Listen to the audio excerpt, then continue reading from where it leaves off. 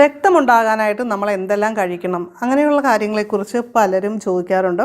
രക്തത്തിൽ ഹീമോഗ്ലോബിൻ്റെ അളവ് 13.5 കുറയുമ്പോഴാണ് അനീമിയ എന്ന അവസ്ഥയാകുന്നത്. രക്തം വർദ്ധിക്കുന്നതിന് സഹായിക്കുന്ന ചില ഭക്ഷണങ്ങളുണ്ട്.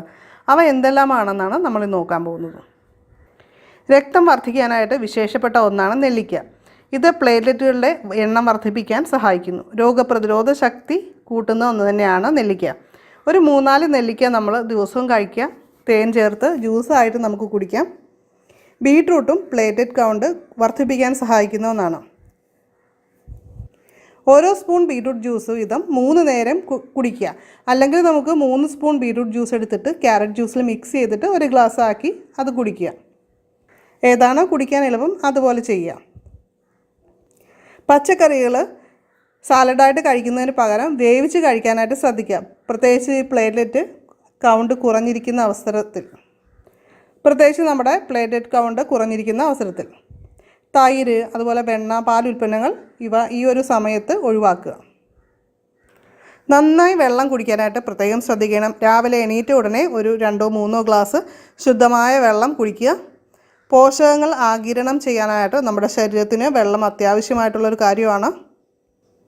അതുപോലെ തന്നെ മുരിങ്ങയില തോരൻ ആഴ്ചയിൽ ഒരു 2 പ്രാവശ്യം ഓർത്തിരുന്ന് ഉണ്ടാക്കി കഴിക്കുക. ഇപ്പോൾ മുരിങ്ങയില ഇല്ലെങ്കിൽ നമുക്ക് ഏത് ചീരയായാലും മതി, സാമ്പാർ ചീര, അതുപോലെ എന്ത് ചീരയായാലും മതി, അത് കഴിക്കുക. മാതള നാരങ്ങ കഴിക്കുന്നത് രക്തക്കുറവുള്ളവർക്ക് വളരെ നല്ലതാണ് രക്തം കൂടാനായിട്ട്. അതുമാത്രമല്ല, രക്തത്തിലെ ഓക്സിജൻ്റെ അളവ് വർദ്ധിക്കുന്നതിന് സഹായകരമാണ്. ഓക്സിജൻ കൂടുമ്പോൾ രക്തയോട്ടം കൂടുതൽ നന്നായിട്ട് നടക്കും. ആരോഗ്യവും അതുകൊണ്ട് തന്നെ മെച്ചപ്പെടും. രക്തം വർദ്ധിക്കാനായിട്ട് വളരെ നല്ല ഒന്ന് തന്നെയാണ് ഈന്തപ്പഴം. അതുകൊണ്ട് തീർച്ചയായിട്ടും ഈന്തപ്പഴം കഴിക്കാനായിട്ട് ശ്രദ്ധിക്കുക. രാവിലെയും രാത്രിയും 2 ഈന്തപ്പഴം വീതം കഴിക്കുക. നല്ല ക്വാളിറ്റിയുള്ള ഈന്തപ്പഴം തന്നെ വാങ്ങാനായിട്ട് ഓർക്കുക.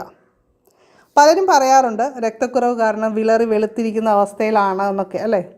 ഈ പറഞ്ഞ അവസ്ഥയിലുള്ളവർ നമ്മൾ ഇന്ന് ഈ വീഡിയോയിൽ ഡിസ്കസ് ചെയ്ത ഫുഡ് ഐറ്റംസ് അല്ലെങ്കിൽ ഫ്രൂട്ട്സും കാര്യങ്ങളൊക്കെ കഴിക്കുക.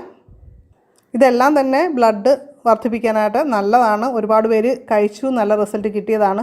അപ്പോൾ തീർച്ചയായിട്ടും ഇനി നിങ്ങൾക്കാർക്കെങ്കിലും ഈ ഒരു പ്രശ്നമുണ്ടായിട്ട് റിസൾട്ട് കിട്ടിയ കാര്യങ്ങളുണ്ടെങ്കിൽ തീർച്ചയായിട്ടും ഈ വീഡിയോയുടെ താഴെ കമൻറ്റ് ചെയ്യാനായിട്ട് മറക്കരുത്. അത് വീഡിയോ കാണുന്ന മറ്റുള്ള കൂട്ടുകാർക്കും കൂടി വളരെ ഉപകാരപ്രദമായിരിക്കും.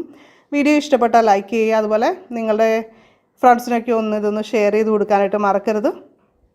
അപ്പോൾ ഈ ചാനൽ സബ്സ്ക്രൈബ് ചെയ്യാത്ത കൂട്ടുകാർ സബ്സ്ക്രൈബ് ചെയ്യുക, നോട്ടിഫിക്കേഷനായി ബെല്ലൈക്കൺ ക്ലിക്ക് ചെയ്യുക. അപ്പോൾ നമുക്ക് മറ്റൊരു വീഡിയോയിൽ വീണ്ടും കാണാം. Thanks for watching.